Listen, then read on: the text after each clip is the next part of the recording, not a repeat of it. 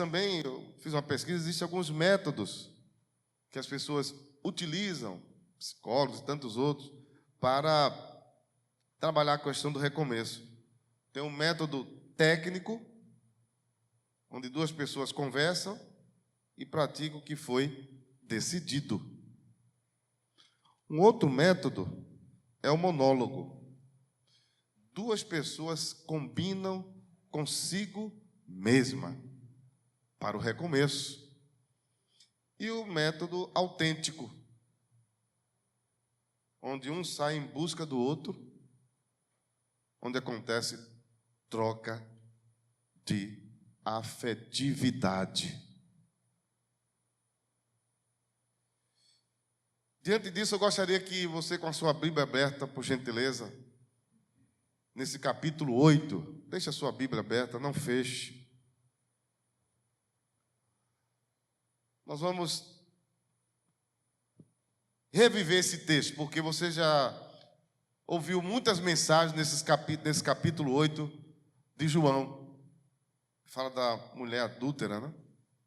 Vai chegar o dia de nós conhecê-la na volta gloriosa do Senhor Jesus Cristo. Porque ela recomeçou, ela entregou sua vida para Jesus. Bendito seja o nome do Senhor. E eu gostaria de analisar o texto em 3 momentos. Primeiro, a mudança do grupo. No versículo 1 até o 9 diz assim: Jesus, entrando, foi para o Monte das Oliveiras. De madrugada voltou novamente para o templo, e todo o povo ia ter com ele, e assentado os ensinava. Então, Jesus entra no templo, senta e começa a ensinar a todos. Os escribas e fariseus trouxeram à sua presença uma mulher surpreendida em adultério e fazendo-a ficar de pé no meio de todos.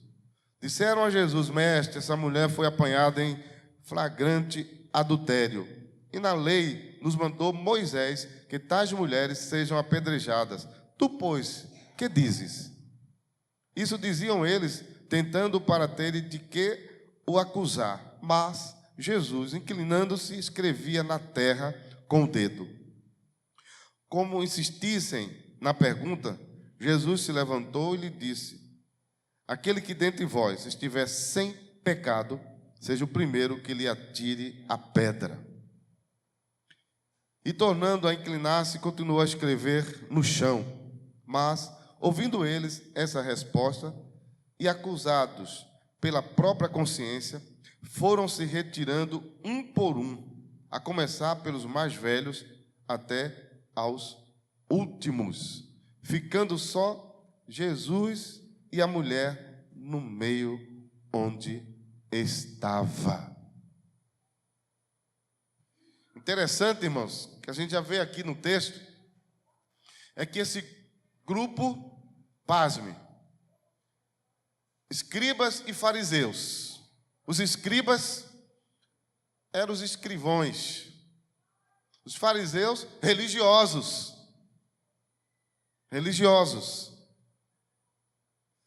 Interessante que eles só levaram a mulher. A lei dizia que a mulher e o homem, ambos forem pegos em adultério, ambos deveriam ser levados para ser apedrejados. Veja que só levaram a mulher. A injustiça já começa aí. Eles, veja o quanto a mulher é discriminada, né?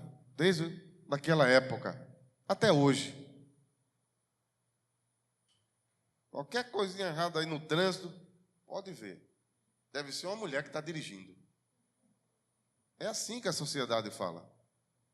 Outro dia eu estava no Uber e eu vi justamente ele falar isso. E para a felicidade, né, dele, quando ele vê que o negócio estava tudo feito no trânsito, um negócio que a barbeirada lá, não foi a mulher, foi um homem. Eu disse: não, não é uma mulher não, é um homem. Eu quero dizer para você o seguinte, eu disse para ele: uma mulher que dirige melhor do que homens. Assim como a mulher também erra, o homem também erra. Mas, no pensamento machista, é só a mulher. Aí você vê aí as mulheres aí dirigindo carretas, meu irmão. Eu fico maravilhado. Já viu, Bento? Carreta, cada carretona, eu digo...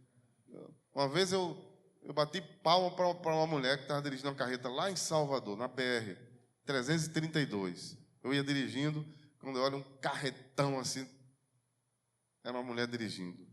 Aí eu passei um pouquinho e disse, fiz um sinal para ela assim, ó, parabéns, porque nem eu sei dirigir carreta. E a mulher dirigindo na maior classe. Então levaram a mulher. O erro já começa aí. E o texto diz que eles levaram, disseram, essa mulher foi pega em adultério, e aí, segundo a lei de Moisés, ela tem que ser apedrejada. E tu o que dizes?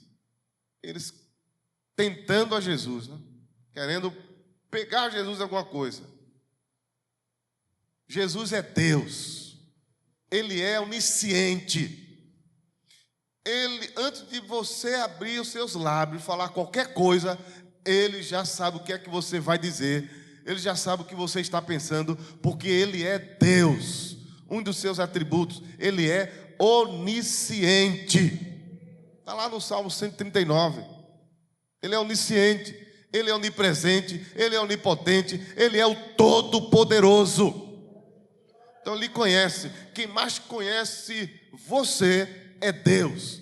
Nem você conhece você mesma. Nem você. Mas Deus conhece você por dentro e por fora.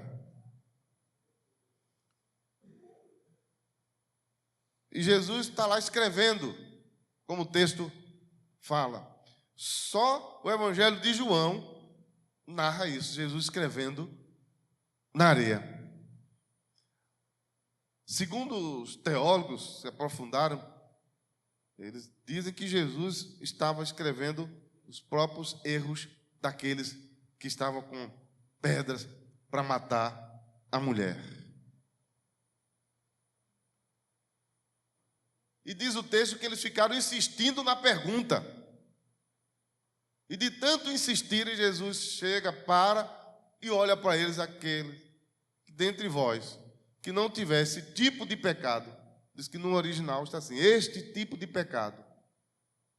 Jesus escreve lá, adúlteros, mentirosos, feiticeiros, idólatras. Jesus começa, bebarrões. Que seja o primeiro a tirar a pedra. E Jesus volta a escrever na areia. E de repente, diz o texto, aqueles ruídos de pedras, um a um soltando as pedras. Porque o tribunal da consciência de cada um deles o acusaram. A própria consciência. Eles viram o quanto eles erravam, eles eram falhos. E que se tivesse a tirar a pedra, teria que atirar nele mesmo. Eles soltam a pedra e sai um por um. E por último, os mais velhos.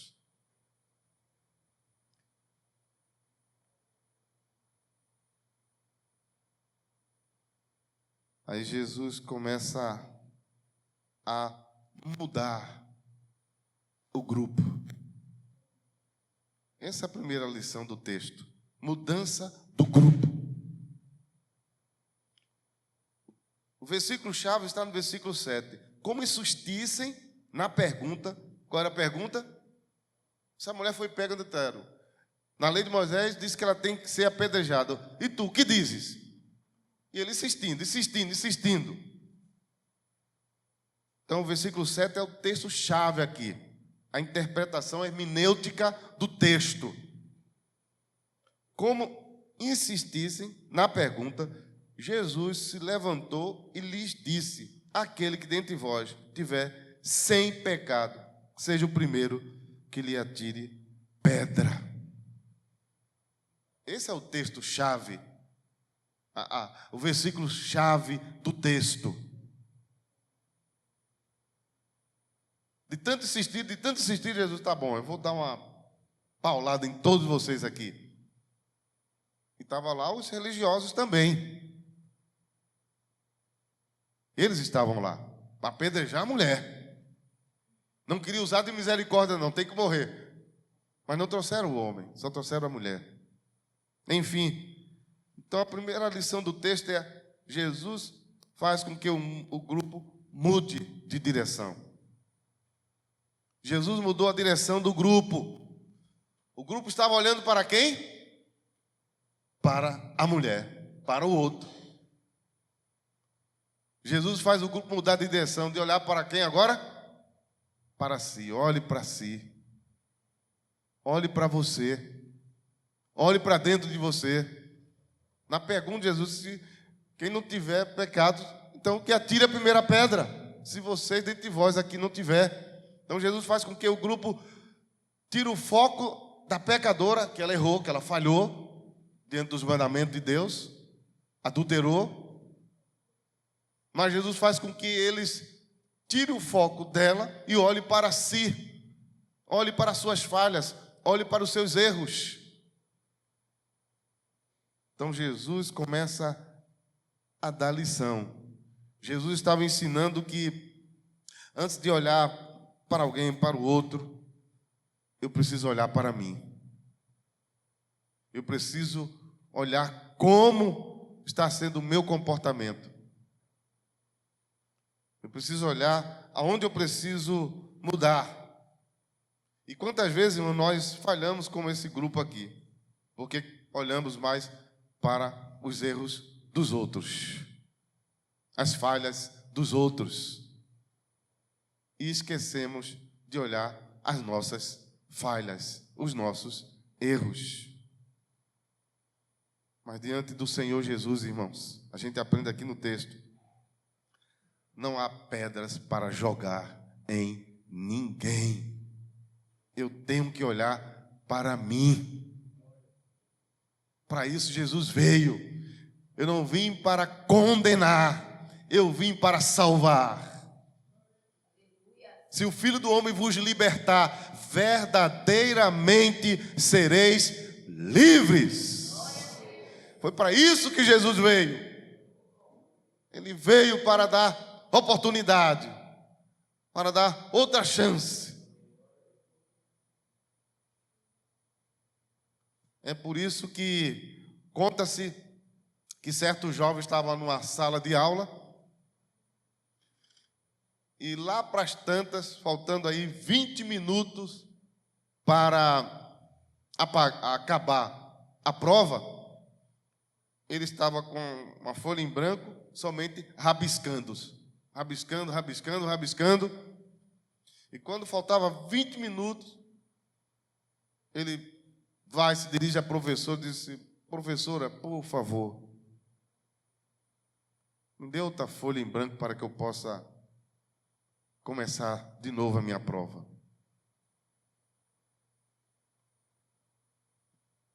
Isso é um fato verídico,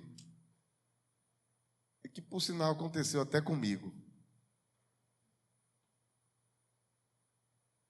Eu fui naquele negócio de mamãe mandou dizer, eu não fiz foi nada na prova, fiquei rabiscando a folha em branco. E aí eu pedi outra folha para trabalhar. O que eu quero dizer com isso, irmãos? Todos os dias, nosso Deus Todo-Poderoso, Ele entrega a mim e a você que está aqui nessa noite uma folha em branco para você recomeçar. Recomeçar. Porque você rabisca, falha, erra. E Deus, Ele é misericordioso para comigo e para com você. Ele chega: meu filho, minha filha, toma aqui mais uma folha em branco. Recomece.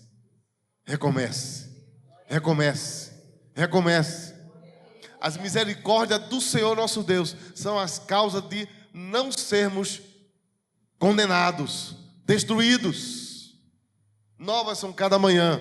O Senhor renova, o Senhor dá oportunidade para que você recomece, para que você olhe aonde precisa recomeçar, aonde eu estou falhando, aonde eu preciso recomeçar. Primeiramente diante de Deus, com o Senhor. Aonde eu preciso recomeçar? A segunda lição do texto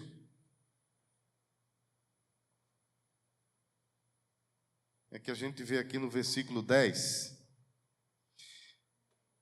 Erguendo-se Jesus e não vendo a ninguém mais além da mulher, perguntou-lhe: mulher, onde estão aqueles teus acusadores? Ninguém te condenou?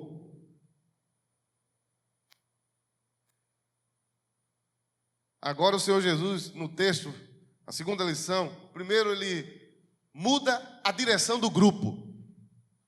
Faz com que o grupo mergulhe para si. Eles mergulharam em si e viram que eles falhavam, que eles erravam, que não era digno de apedrejar ninguém. E foram embora. Esse é o Cristo Todo-Poderoso que nós adoramos, que nós servimos. Ele não veio para condenar ninguém. Aleluias. Bendito é o nome do Senhor. Tem pessoas que dizem assim, não tem jeito para Beltrano, para Cicano, para fulano, tem jeito. Tem pessoas que dizem assim, pau que nasce torto, morre torto. Não, para Deus, para Jesus, tem jeito.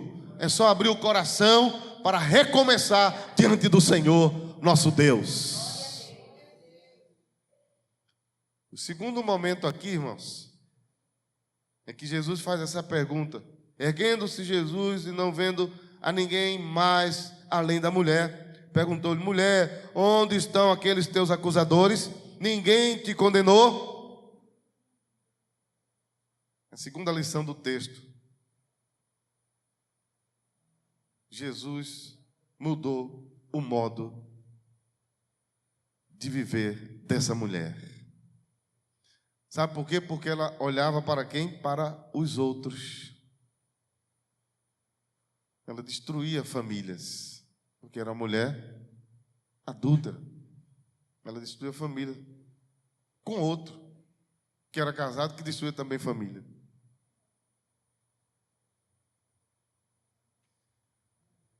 Quando Jesus faz essa pergunta, mulher, onde estão aqueles teus acusadores? Jesus agora faz com que ela mergulhe, dê um mergulho para dentro dela. Mulher, onde estão os teus acusadores? Porque ela estava no tribunal, ela sabia que não tinha jeito para ela. Mas Jesus mudou. Jesus mudou a história. Jesus muda a história, irmãos. Tem jeito para o ser humano. Jesus muda história.